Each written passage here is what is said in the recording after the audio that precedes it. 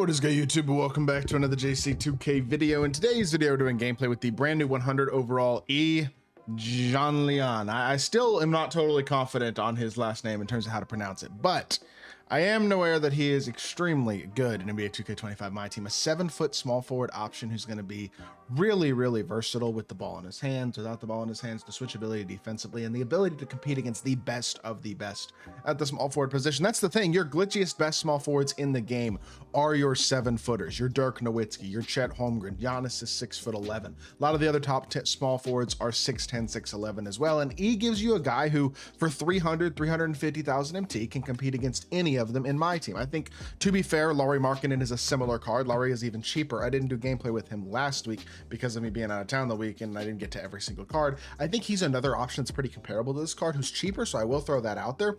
But I also think this E card is better than him, and I think this card's going to be very good all the way around. So I'm excited to try him out. Before we hop into it, if you haven't already, make sure you hit that subscribe button. Help me push towards the 50,000 subscriber mark on the channel. I upload every single day, multiple videos a day. Would really appreciate it if y'all do subscribe. Without further ado, let's get into it and let's check out this E card. He's 99 everything. I mean, he's a 100 overall. He's going to be an awesome card.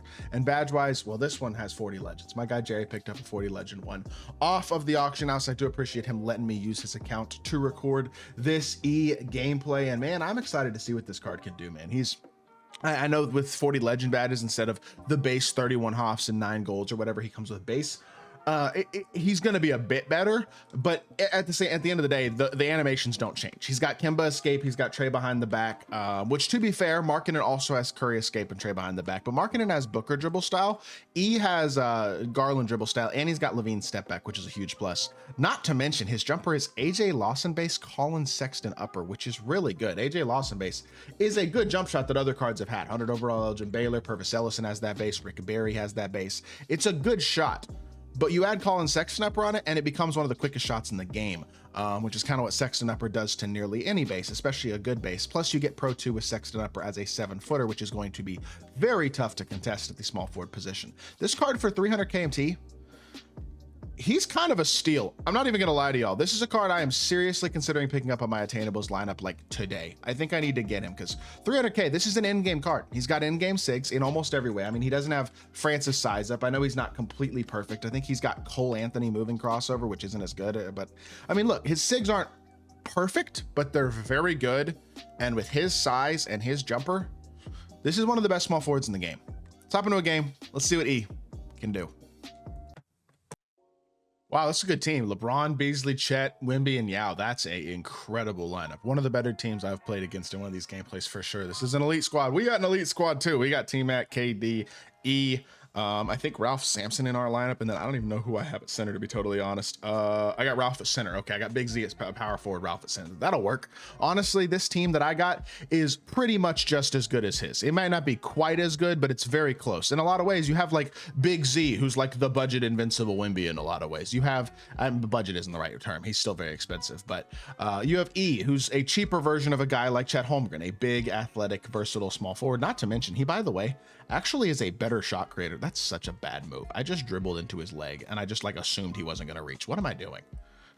Way to start off the gameplay. Sometimes you can make a bad card look, or a good card look bad. And that's what I just tried to do right there on that first possession. Just one of the worst overall plays I think I've made all year. Nice catch, nice standing dunk.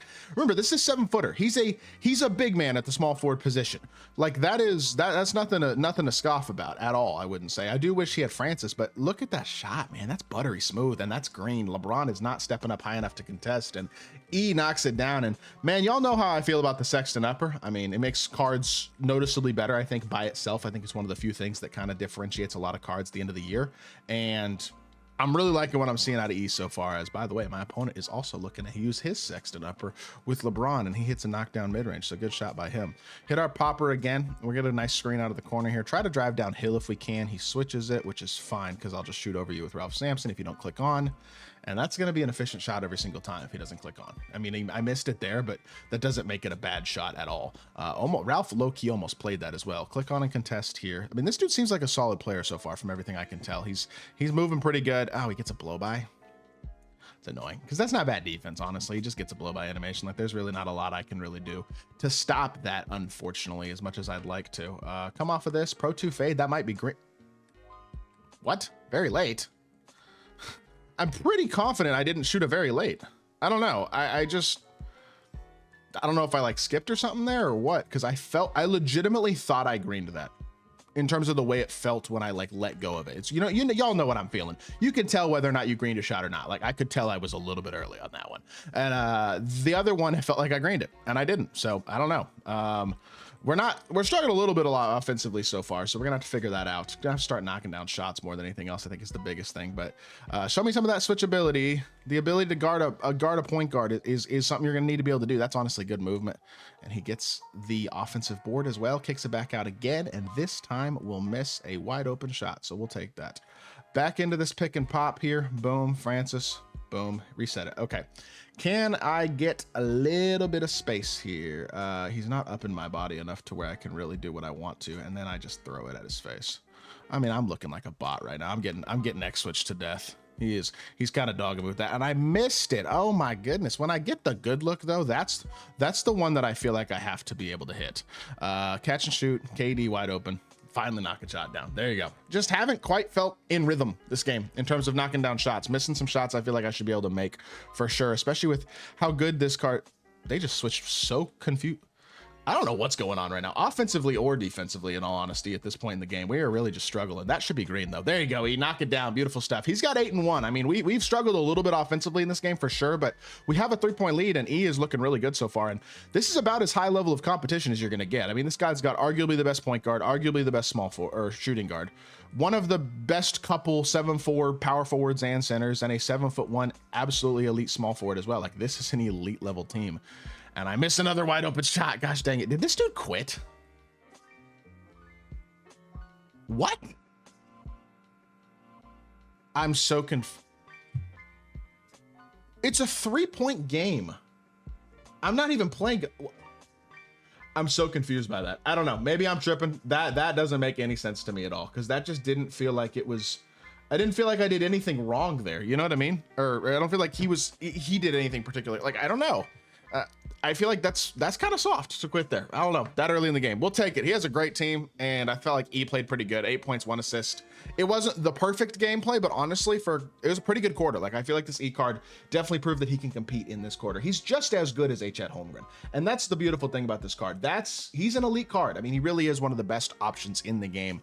At the small forward position, I highly recommend this card if you need a small forward, especially for his price point. He's going to be about as affordable as you're going to get for somebody who's that elite and that in game. So that is going to do it for the video. I hope y'all did enjoy. If you did, make sure you hit that like button, leave a comment, and subscribe. I'll be back with more 2K content very soon, and I appreciate y'all. Peace.